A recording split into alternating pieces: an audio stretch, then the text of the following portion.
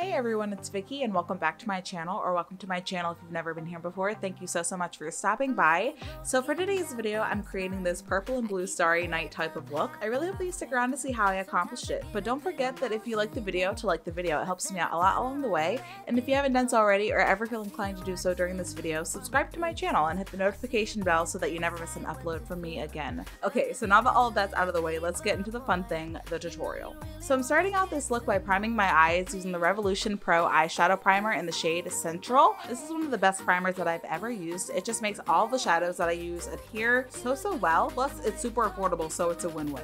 I'm gonna be a little bit messier because we are taking up a lot of eye real estate for this look.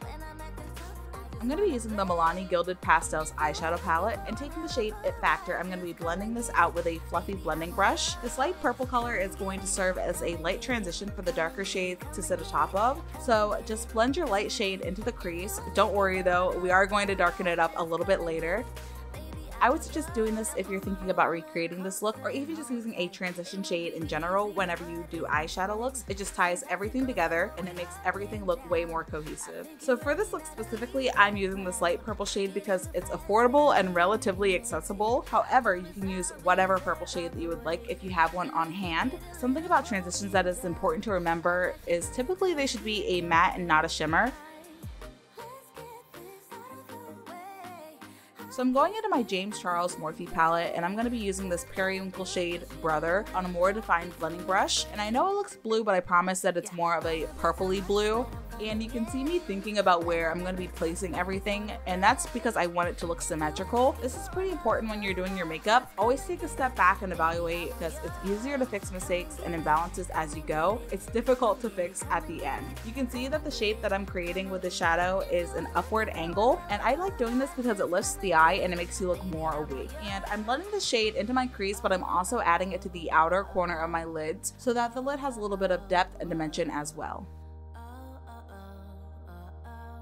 Now I'm going to be using the Zulu by Juvia's Place eyeshadow palette, and I'm going to be taking this super beautiful matte purple shade on a flat but still very fluffy eyeshadow brush. I'm totally biased, but I love this part. I'm taking this lovely shade and I'm applying it to the inner and outer corners of my eye to give myself a little bit of a halo eye. I looked up when applying it to my inner corner so that the shadow would be able to get into every single nook and cranny and there wouldn't be any weird pigment gapping that would be super annoying to fix later. And on the outer corner, I blended that purple shade into the Periwinkle shade that I laid down a little bit earlier. You don't want to go over the shade if you can avoid it. Just blend the edges together so that it's seamless. And then I'm going over what I laid down with a brush with that Periwinkle shade so that none of the dimension is lost and that it still has a seamless blend in the crease. So now I'm going to be using this Colourpop Supershock shadow, and the shade that I'm using is Ripple, and I'm putting it on the super flat shadow brush. I tried applying the shade dry, but it didn't work, so I had to spray my brush with the Mario Badescu facial spray, and then it worked like a dream. And I'm just pressing this out with my finger to diffuse the glitter but make it a little bit easier to blend later. Now I'm going back into the Milani palette, and I'm going to be using the shade Cuffing Season on a fluffy eyeshadow brush, and I'm blending the shade above the transition shade, and this step is where it really started feeling like a galaxy type of look. Meanwhile, I'm going to be going back in with those deeper shades to keep that depth.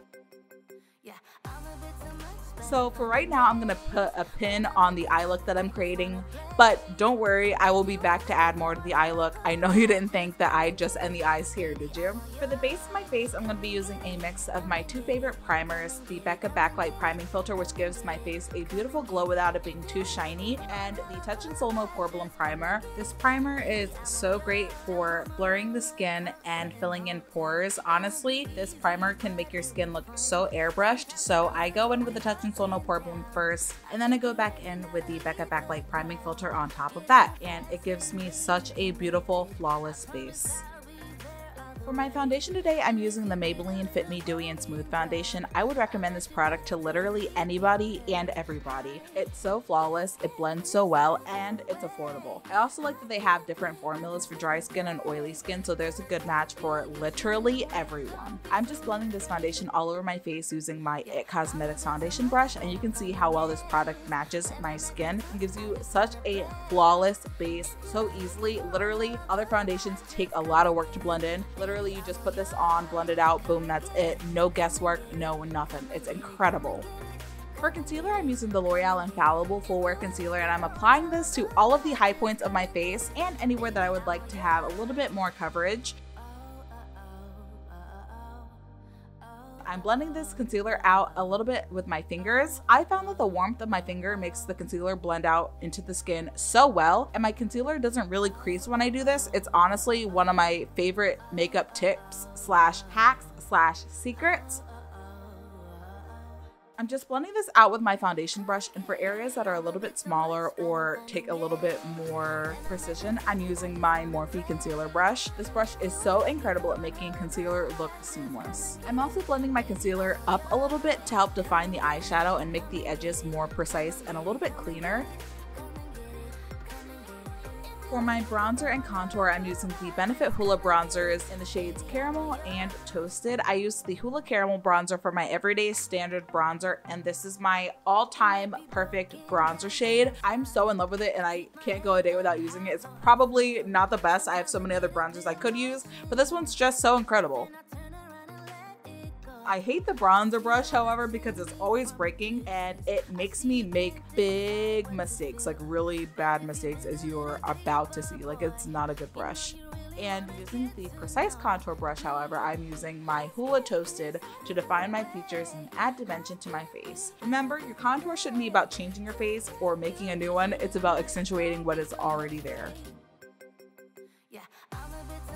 I'm going to use this Japanese brush and the Hoola Caramel to contour my nose. I don't like using the Hoola Toasted to contour my nose, even though it's my everyday contour shade. It just is way too dark for the center of my face, but the bronzer shade, the Hoola Caramel, is perfect for my nose, and I also like using that under my bottom lip to give me a little bit of an extra sexy pout.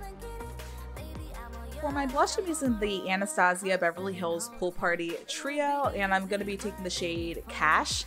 I may or may not have picked the wrong shade for this look, but you live and you learn, and that's that. In addition to putting this on my cheeks, I also really like putting it on my nose, my forehead, and also my chin. Honestly, I didn't know that e-girls were like putting blush on their nose. I will say I was ahead of the trend. Am I actually an e-girl? Who knows? Maybe.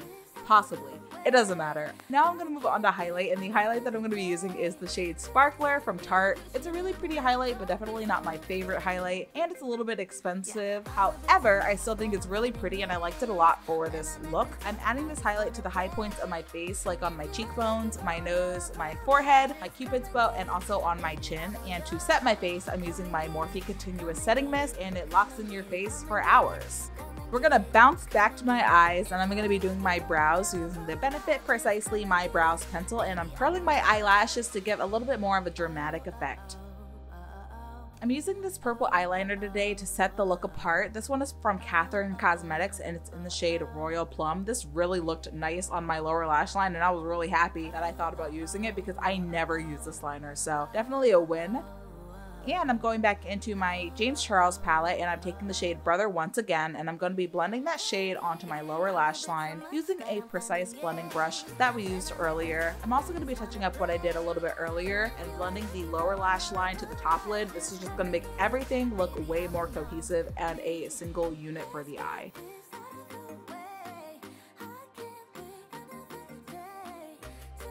I'm going to be using this blue shade Hoola and the e.l.f. blending brush, and I'm going to be deepening the outer corner of my lid.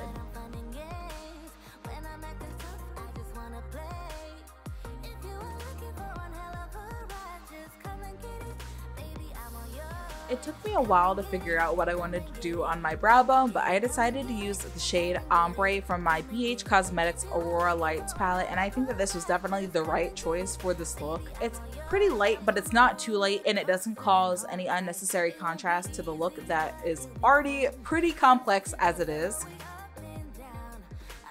So now I'm going to be putting this e.l.f. liquid eyeshadow on the back of my hand. The shade of this is Disco Queen, and it's an iridescent shimmer. Using a small detail brush, I'm putting the shade in my inner corner of my eye, and I thought that this made the entire look come together. I was so happy with it.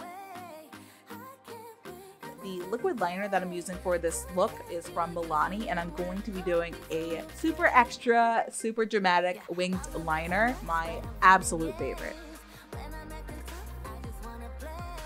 Now to add some extraness and the touch that makes this a galaxy look, I'm going to be using this white liquid liner from NYX, and I'm going to be drawing stars on my eyes. The liner was a little bit too dry, so I had to add it to the back of my hand and add the Mario Badescu facial spray to serve as a mixing medium so that the liner would do what I needed it to do. This ended up working pretty well. It had to build up a little bit, but it ended up doing what I wanted to do. And I used a liner brush from, I believe it's Morphe that this brush is from. You can get these honestly anywhere else has them. And I'm adding a little bit of blue underneath the stars that I made to keep that dimension in the look.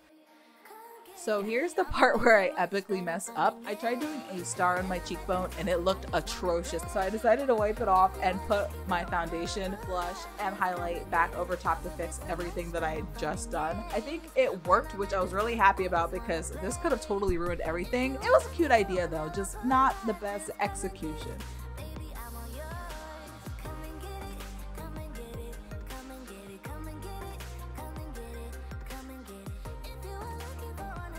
For my mascara, I'm using the Benefit Roller Lash and the Benefit They're Real Mascara. I'm putting these on my top and bottom lashes to give my eyes that drama.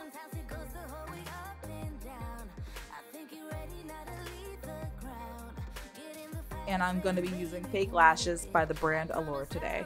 Now moving on to my lips. The lip liner that I'm going to be using today is from Kylie Cosmetics and it's the shade Kristen, and I'm going to be using a liquid lipstick from Dose of Colors. The shade that it is called Warm and Fuzzy. If I'm being quite honest, I would have chosen another shade if I had the chance. I don't think that this color went with the rest of the look, but what are you gonna do?